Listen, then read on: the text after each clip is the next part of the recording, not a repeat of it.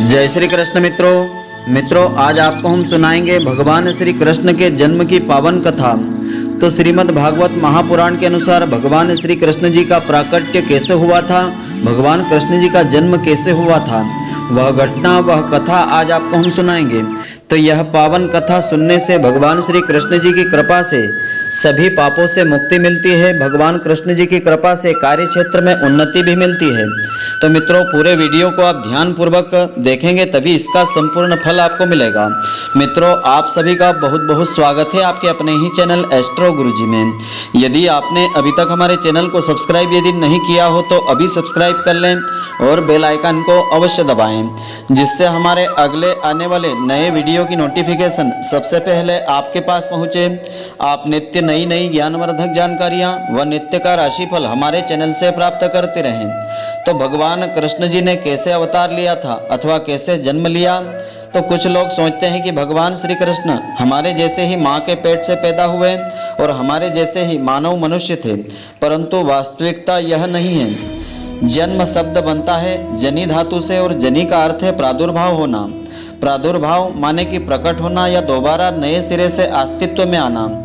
तो जैसे हम आत्मा माँ के पेट में प्रकट होते हैं उसी को हम जन्म कहते हैं, और आत्मा किसी दिन नहीं बनती है, आत्मा नित्य होती है। अस्तु हम आत्मा यानी माँ के पेट में प्रकट होते हैं तो प्रकट होने को जन्म लेना कहते हैं। तो भगवान के द्वारा पृथ्वी को आश्वासन इस प्रकार से दिया गया था, भूमि द्रप्त नप व्याज दैत्य निक शतायुते अक्रांता भूमि भारेण ब्राह्मणानाम शरणम ययो घोर भूत्वा सुमुखी खिन्ना क्रोधंती करुणम विभव। इसका भावार्थ इस प्रकार से श्री सुखदेव जी कहते हैं कि हे परीक्षित, कि उस समय लाखों दैत्यों के दल ने घमंडी राजाओं का रूप धारण करके अपने भारी भार से पृथ्वी को आक्रांत कर रखा था।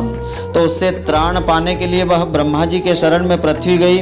तो पृथ्वी ने उस समय गौ का रूप धारण कर रखा था, उसके नेत्रों से आंसू बह करके मुंह में आ रहे थे। तो ब्रह्मा जी ने बड़ी ही सहानुभूति के साथ उसकी दुख गाथा को सुनी।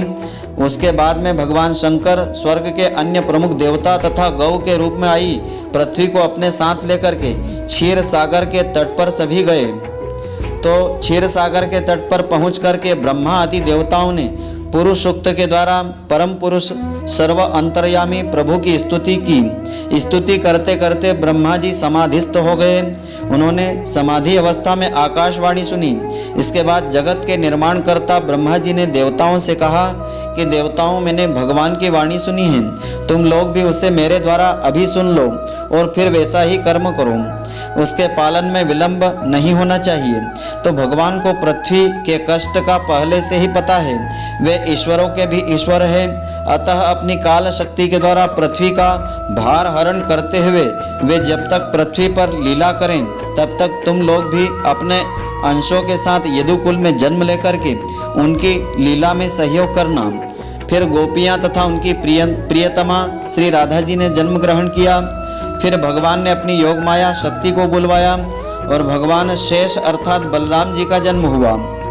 यह ध्यान रहे कि भगवान के सभी कार्य योग माया से होते हैं। योग माया की वजह से हमको श्री कृष्ण माया के अधीन कोई बालक नजर आता है, परंतु वास्तविकता कुछ और ही होती है।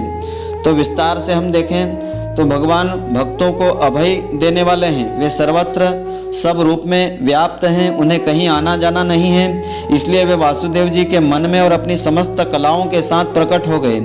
उसमें विद्यमान रहने पर भी अपने को अव्यक्त से व्यक्त कर दिया। भगवान की ज्योति को धारण करने के कारण वासुदेव सूर्य के समान तेजस्वी हो गए। उन्हें देख करके लोगों की आंखें चौंधाने लगी। कोई भी अपने बल वाणी प्रभाव से उन्हें दबा नहीं सकता था। भगवान के उस ज्योतिर्मय अंश को जो जगत का परम मंगल करने वाला है, वासुदेव जी के द्वारा आधान किए जाने पर देवी देवकी ने ग्रहण किया। जैसे पूर्व दिशा चंद्रदेव को धारण करती है, वैसे ही शुद्ध सत्व से संपन्न देवी देवकी ने विशुद्ध मन से सर्वात्मा एवं आत्मरूप भगवान को धारण किया। तो जब भगवान वासुदेव जी के मन में आए तो उसके बाद देवकी के मन में आए। फिर वहाँ से भगवान ने वही अनुभव माँ देवकी को होने लगा। जैसे ही किसी गर्भधारण स्त्री को होने लगता है, उसी प्रकार का भाव देवकी को होने लगा। ऐसा होते ही भगवान शंकर और ब्रह्मा जी कंस के कैद खाने में आए। उनके साथ अपने अपने अनुचरों के सहित समस्त देवता और नारद ऋषि भी आए। सभी श्री हरि की स्तुति करने लगे, जिसे आज लोग देवकी गर्भ स्तुति के रूप में जानते हैं। तो यह ध्यान रखें कि भगवान का शरीर हम मनुष्य शरीर जैसा नहीं था और माया के 3 गुण के अधीन नहीं था।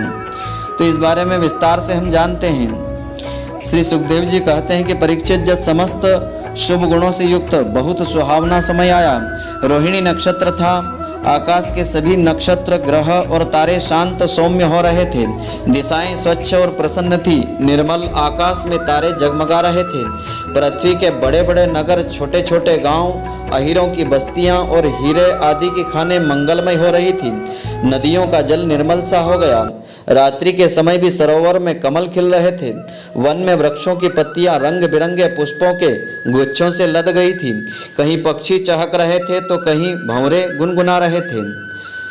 तो संत पुरुष पहले से ही चाहते थे कि असुरों की बढ़ोतरी न होने पाए। अब उनका मन सहसा प्रसन्नता से भर गया। जिस समय भगवान के आविर्भाव, प्रकट या जन्म होने का अवसर आया, स्वर्ग में देवताओं की दुंदुभियां अपने आप बजने लगी, किन्नर और गंधर्व मधुर स्वर में गाने लगे और सिद्ध और चारण भगवान के मंगलमय गुणों की स्तुति भी करने लगे।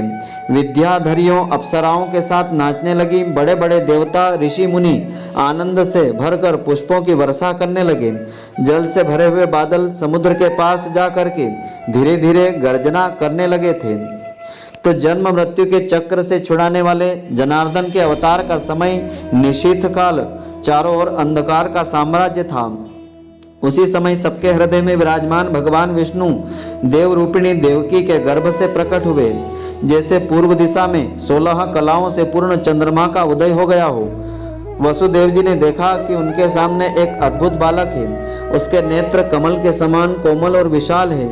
4 सुंदर हाथों में शंख, गदा, चक्र और कमल धारण किए हुए हैं। वक्ष स्थल पर श्री वत्स का चिन्ह है।